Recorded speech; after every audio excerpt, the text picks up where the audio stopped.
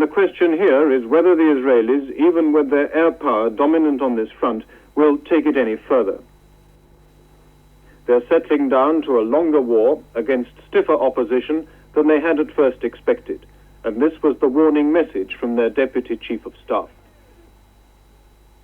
Generally speaking, I would say that we have now reached a certain phase in the war in which it is permitted to us to say that we have been able to redress the situation. But there is still a way ahead of us, which will not be easy, in which we'll have to do a lot of fighting, in which our nerves will be probed and tested, in which there might be difficult situations, but during which I think we are permitted not to fail in our confidence as far as the Israeli people and its defense forces are concerned. Today we've seen some of the most intensive Syrian shelling of the war here on the Golan Heights since the war began 5 days ago. Since first light this morning, Syrian artillery has been bombarding the town of Quneitra and the surrounding countryside where Israeli tanks and troops have dug in. The tanks have had to move position time and time again, hour after hour, changing their positions, vulnerable as they were to Syrian spotters watching them on Mount Hermon on the Syrian-Lebanese borders 8 miles away. Israeli 130mm guns above Quneitra fired back, trying to knock out Syrian emplacements. We passed a charged Syrian armored car, one of the many hundreds the Israelis claim to have destroyed over the past 5 days. As the Syrians continued their barrage intermittently, we sat with Israeli soldiers deep in trenches. Their commander told me they'd been cut off from their units stationed inside Quneitra. We took cover as the shelling started again, but the plains below the Golan Heights offer no cover.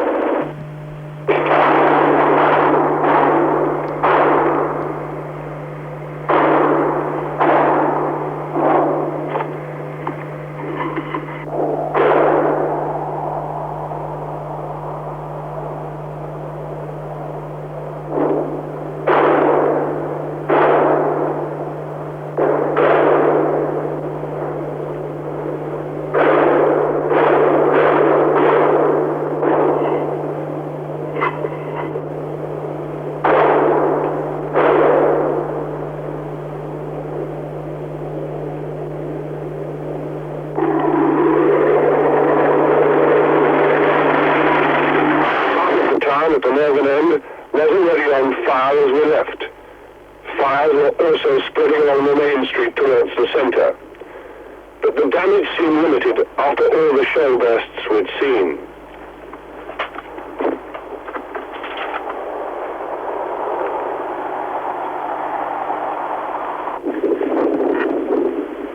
Quneitra town now entirely empty. The troops, the armored cars, the tracked vehicles and the tanks have now left.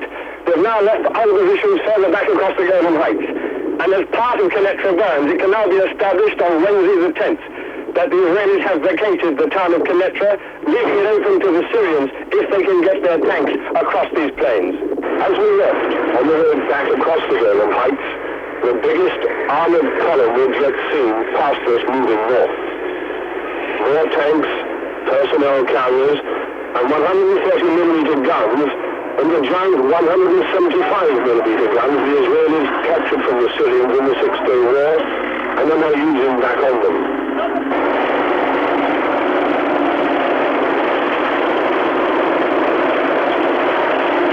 Michael Nicholson, News at 10 on the Golan Heights.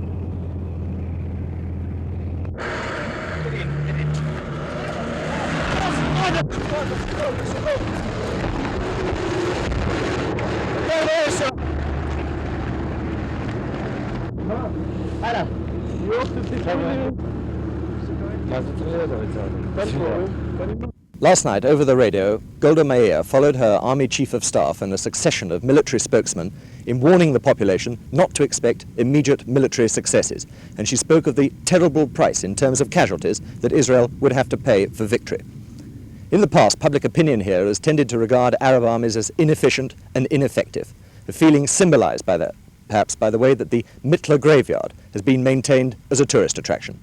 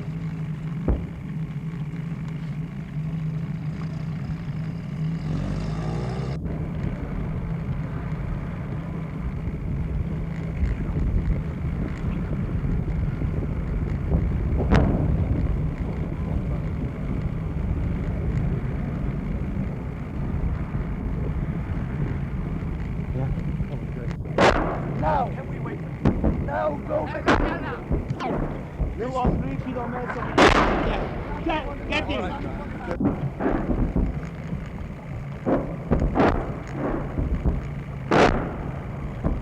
Come on. 2 minutes.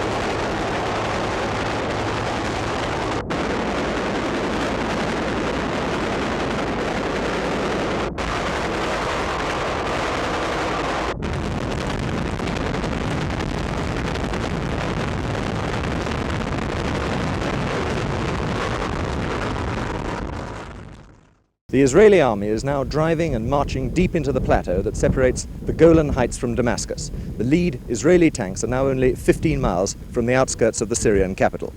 Moshe Dayan, the Israeli defense minister, has called this the critical day in the war.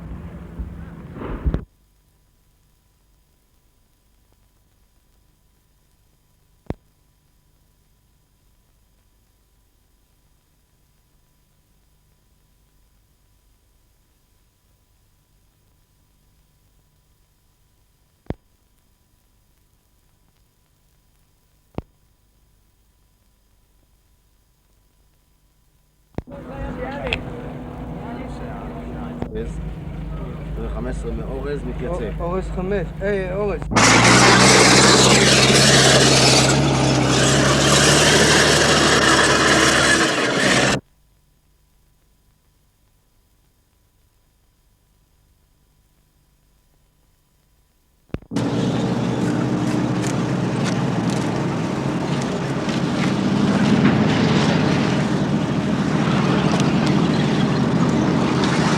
General, can you tell us what's happening up there? We have a fight with the Syrian, Iraqi there, maybe Jordan, we don't know. Have you finished with them? More, we will finish until the night, hope so. How many up there do you reckon? Oh, there are many. Thousands? Many thousands? Hundreds. Where are you going now? Up the road to Damascus? Maybe. We are ready.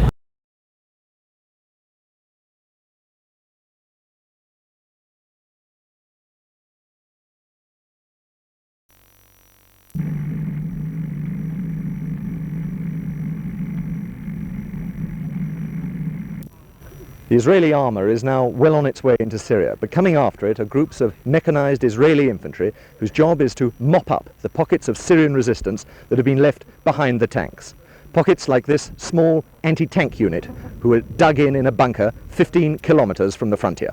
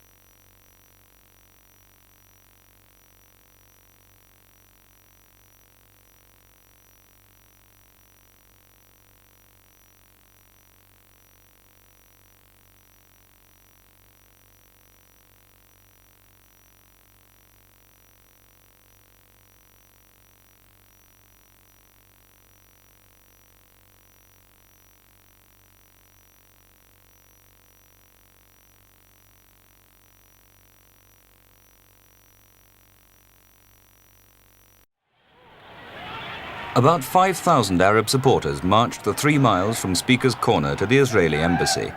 The marchers claimed the Arabs were fighting a war of liberation. One lone demonstrator was arrested near the Israeli embassy, but otherwise it was all very peaceful. The route took the marchers via the American embassy in Grosvenor Square, where the heavy police cordon made way for a deputation to deliver a letter of protest at America's traditional support for Israel. A similar number of pro-Israeli demonstrators crowded into Trafalgar Square to hear the Israeli ambassador demand that the British government should condemn Arab aggression. He said a Middle East settlement would never come about by war, but only when the fighting stopped and the talking started. The speakers made strong attacks on Britain for the way she'd cut off arms supplies to the Middle East, because they said this hurt Israel more than the Arabs.